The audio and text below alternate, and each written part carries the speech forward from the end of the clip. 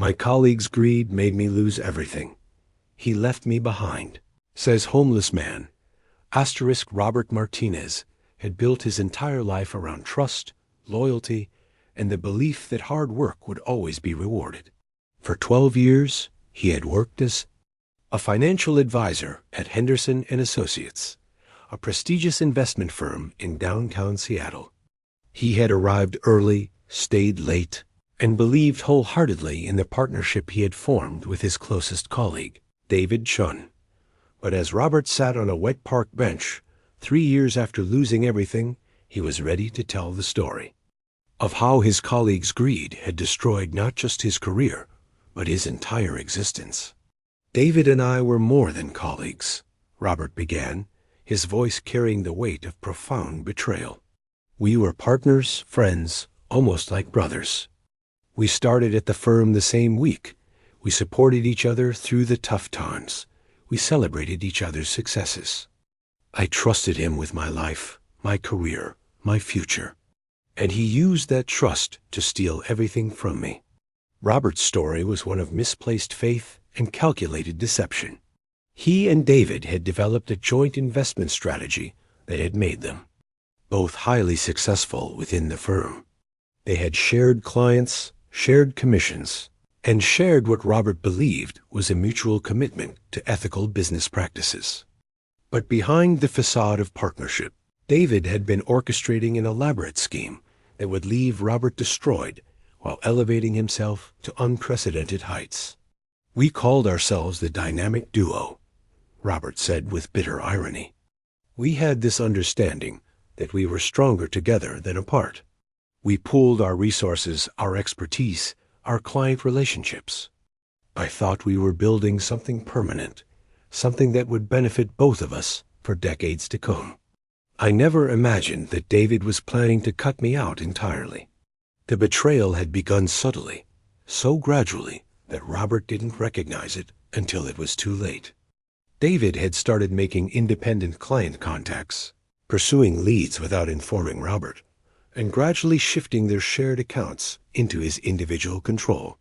By the time Robert realized what was happening, David had already positioned himself as the sole contact for their most lucrative clients. I started noticing that David was having meetings without me, Robert recalled. When I asked about it, he said he was just doing preliminary work, that he would bring me in when things got more serious. I believed him because I had no reason not to. We had always been honest with each other, or so I thought.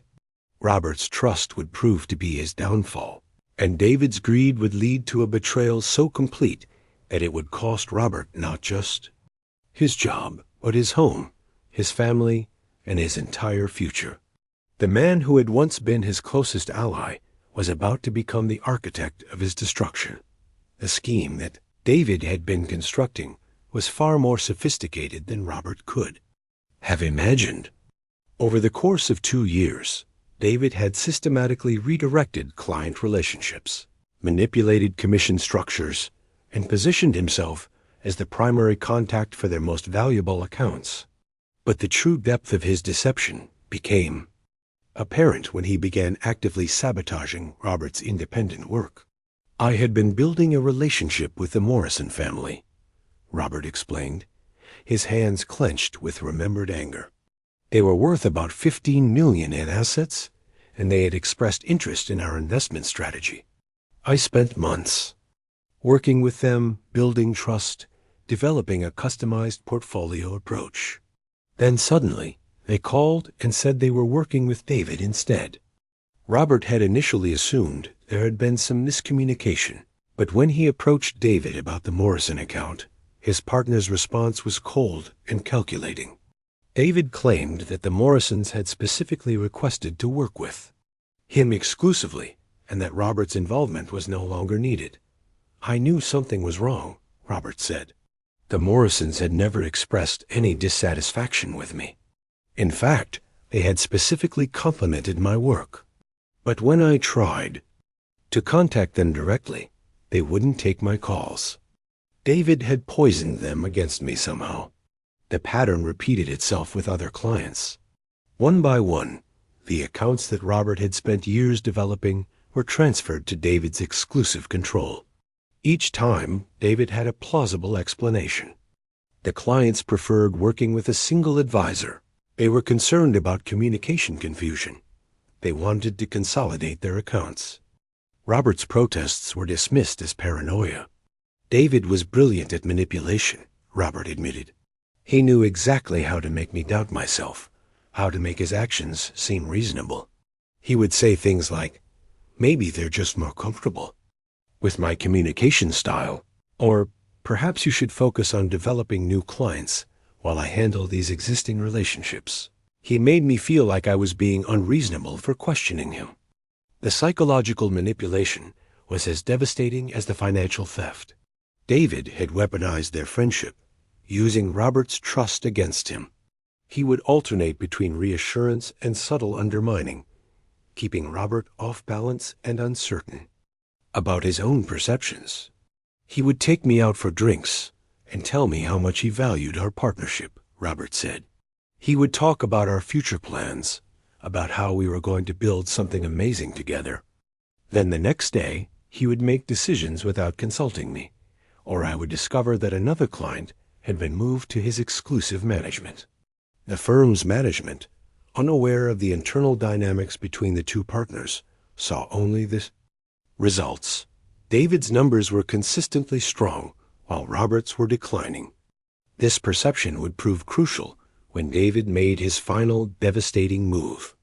"I should have seen it coming," Robert said, his voice heavy with regret. "All the signs were there. But I was blinded by loyalty, by the belief that our friendship meant something. I couldn't imagine that someone I trusted so completely would systematically destroy me for personal gain." The final betrayal came when David made a shocking allegation to firm management that would end Robert's career and set in motion his complete financial ruin.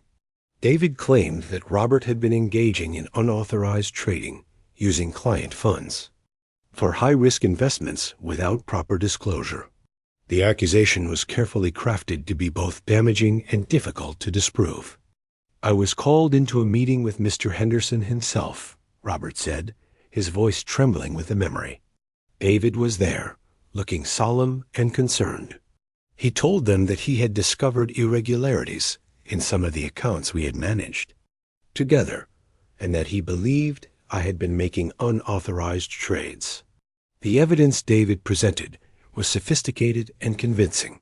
He had manipulated trade records, altered client communications, and created a paper trail that suggested Robert had been acting independently and recklessly. The documentation was so thorough that even Robert began to question his own memory of events. David had been planning this for months, Robert realized. Every trade, every client interaction, every piece of documentation had been carefully manipulated to support his story. He had created a narrative where I was the rogue trader and he was the responsible partner who had discovered my misconduct. The investigation that followed was swift and devastating. Robert's licenses were suspended pending a full review, and the firm immediately terminated his employment. His access to client accounts was revoked, his office was sealed, and his professional reputation was destroyed overnight. "I tried to defend myself," Robert said. "I explained that David and I had made all major decisions together, that every trade had been discussed and approved by both of us. But David had covered his tracks perfectly. He had emails showing that he had expressed concerns about my trading strategies, records of meetings where he had allegedly advised caution, documentation that made it look like he had been trying to rein in my reckless behavior." The regulatory investigation that followed was a nightmare. Robert's personal finances were scrutinized, his professional history was examined, and his credibility was systematically destroyed. Meanwhile, David was praised for his integrity in reporting the misconduct and was promoted to senior partner. The cruelest part was that David played the role of the concerned friend, Robert said. He would call me during the investigation, expressing sympathy and offering support. He would say things like, "I hope you can get through this," and I never wanted it to come to this. He was comforting me for the destruction he had caused. The financial impact was immediate and catastrophic. Robert's suspension meant he had no income, but his legal fees continued to mount as he tried to defend himself against the charges. His wife, Susan, initially supported him, but the stress of the situation and the mounting bills began to strain their marriage. Susan stood by me at first, Robert said. She believed in my innocence. She supported my fight to clear my name. But as the months dragged on, as our savings disappeared, and the legal bills piled up, she began to doubt me. David's story was so convincing, so thoroughly documented, that even the person who knew me best started to wonder if maybe I had done something wrong. The regulatory investigation concluded with Robert's professional licenses being permanently revoked and substantial fines being imposed. The finding was that he had engaged in unauthorized trading and had violated his fiduciary duty to clients. The decision was based entirely on the evidence that David had carefully manufactured over the course of 2 years. 25 years of building a career, of maintaining a spotless reputation, of helping families achieve their financial goals, all destroyed by lies, Robert said, his voice breaking. I was banned from the financial industry for life. No appeal, no second chance, no opportunity to rebuild. David had effectively sentenced me to professional death. The financial penalties were crushing. Robert was ordered to pay restitution to clients who had allegedly suffered losses due to his unauthorized trading. The amount was over $200,000, money he didn't have and couldn't possibly earn without his professional licenses. His house went into foreclosure, his retirement savings were seized, and his family's financial security was completely destroyed. We lost everything, Robert said. The house, the cars, the kids' college funds, everything. Susan had to go back to work after 15 years as a stay-at-home mother. We had to move in with her parents. I went from being the provider to being the burden, the source of shame and financial ruin. The stress of the situation took a devastating toll on Robert's health and mental state.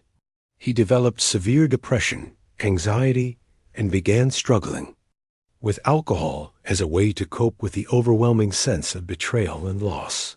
His marriage, already strained by financial pressure, couldn't survive the combination of poverty and his deteriorating mental health. Susan left me 18 months after the investigation concluded, Robert said. She said she couldn't live with the uncertainty, the shame, the constant financial stress. She took the kids and moved across the country to live with her sister. I haven't seen them in over a year. David didn't just destroy my career. He destroyed my family. Without his professional credentials, Robert found it nearly impossible to find employment in his field. His age, his tarnished reputation, and his lack of recent experience made him unemployable in the financial industry. He took a series of low-paying jobs: retail clerk, restaurant server, warehouse worker, but none paid enough to cover his basic expenses and the ongoing restitution payments. I went from making 6 figures to making minimum wage, Robert said. I was a respected professional, sought after for my expertise, trusted with people's life savings. Suddenly, I was a liability, someone to be avoided, someone whose very presence brought suspicion and doubt. The isolation was as painful as the financial hardship. Robert's professional network abandoned him, his social circle dissolved, and his family relationships were strained by the scandal. He found himself completely alone, with no support system and no prospects for rebuilding his life. David had stolen more than my career and my money, Robert realized. He had stolen my identity, my relationships, my future. I had defined myself through my work, my ability to provide for my family, my reputation in the community. When he destroyed those things, he destroyed me. The final descent into homelessness came when Robert could no longer afford even the cheapest housing options. The combination of low wages, high restitution payments, and mounting debt had made it impossible to maintain any kind of stable living. Situation: he had been couch surfing with acquaintances, staying in cheap motels, and eventually sleeping in his car before it was repossessed. "I never imagined I would be homeless," Robert said, looking around at the park where he now spent his days. "I had always been successful, always able to solve problems, always able to provide for myself and my family. But David had engineered my destruction so thoroughly that there was no way back." The irony of his situation wasn't lost on Robert. While he struggled to find food and shelter, David was thriving in his new role as senior partner. He had taken over many of Robert's former clients, had expanded his business significantly, and was being celebrated within the firm for his integrity and leadership. "I saw David's picture in the Financial Industry magazine last month," Robert said. He was being honored for his ethical leadership and his commitment to client service. The article mentioned how he had helped expose misconduct within his own firm, how he had put integrity above personal loyalty. It made me sick to read it. The knowledge that David was prospering while he suffered was perhaps the most painful aspect of Robert's situation. Not only had he lost everything, but he had to watch as the person responsible for his destruction was rewarded for his deception. He didn't just want to take my clients, Robert realized. He wanted to take my life, my identity, my place in the world. He wanted to absorb everything I had been and leave me with nothing, and he succeeded beyond his wildest dreams. Robert had attempted to rebuild his life multiple times, but the combination of his damaged reputation, his legal troubles, and his lack of resources made every effort futile. He had applied for hundreds of jobs, had tried to start his own business, had even considered moving to a different city to escape his past. Nothing worked. Every time I tried to move forward, David's lies followed me, Robert said. The regulatory action was public record. The news of my misconduct had spread throughout the industry. I was unemployable, untouchable, permanently marked as someone who couldn't be trusted. The psychological impact of sustained betrayal and loss had fundamentally changed Robert's personality and worldview. The optimistic, trusting man who had once believed in the goodness of people and the fairness of systems had been replaced by someone who was suspicious, bitter, and deeply wounded. "I don't trust anyone anymore," Robert admitted. "David taught me that the people closest to you can be the most dangerous, that friendship can be weaponized, that trust is a luxury I can't afford. I've become someone I don't recognize, someone I don't like, but someone I needed to become to survive." The homeless shelter system, social services, and charity organizations that Robert now depended on were constant reminders of how far he had fallen. He was receiving help from the same types of programs that he had once donated to, served by people who might have once been his clients. 3 years after his life was destroyed, Robert had developed a complex understanding of betrayal, greed, and the fragility of middle-class stability. His experience had taught him brutal lessons about human nature, systemic failure, and the speed with which a successful life could be completely dismantled. People think homelessness is about addiction, mental illness, or personal failure, Robert said. But my story proves that it can happen to anyone. I was educated, successful, responsible. I had savings, insurance, a support network. But one person's greed and careful planning was enough to destroy everything I had built over decades. Robert had recently learned that David's scheme had been even more extensive than he had initially realized. Through connections in the homeless community, he had discovered that David had destroyed at least 2 other colleagues' careers through similar methods. A man he had once trusted was actually a serial manipulator who had built his success on the ruins of other people's lives. David wasn't just greedy, Robert realized. He was pathological. He didn't just want success. He wanted to destroy anyone who might compete with him. I wasn't his only victim, just his most complete one. A knowledge that he wasn't alone in his victimization provided some comfort, but it also highlighted the systemic failures that had allowed David's behavior to go undetected and unpunished.